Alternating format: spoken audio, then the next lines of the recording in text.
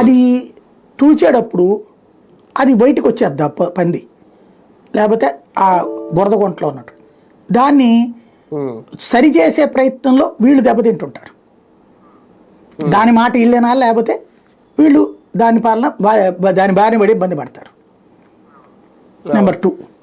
Number 3 వచ్చేటప్పటికి ఇదంతా చూస్తా దూరం నుంచి వార్త రాస్తాను, దగ్గరకు కనబడదు, దగ్గరికి వెళ్తావు, ఆ బురద ఎట్ట ఇదిలిస్తుంది, అది మన మీద పడుతుంది, నువ్వు తుడుచుకుంటావు, తెల్ల ప్యాంటు తెల్ల షర్ట్ వేసుకెళ్తావు. జర్నలిజం అంటే తెల్ల ప్యాంటు తెల్ల షర్టు నువ్వు వేసుకుంటావు, కానీ ఈ బురదంతా నీ మీద పడిందంతా దులుపుకుంటావు తప్పించి మచ్చలు అట్టగే ఉంటాయి. ఇప్పుడు జర్నలిజానికి వచ్చిన మచ్చ అదే అని 20 ఏళ్ల క్రితం చెప్పాడు మా ఒక బాసు.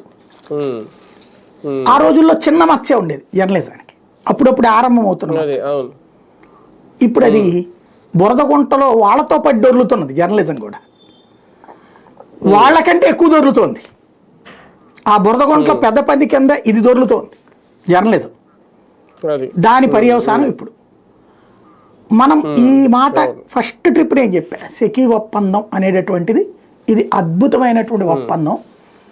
₹2.49 కరెంటు భారతదేశంలో ఎవడో ఇస్తే తెచ్చేయండి,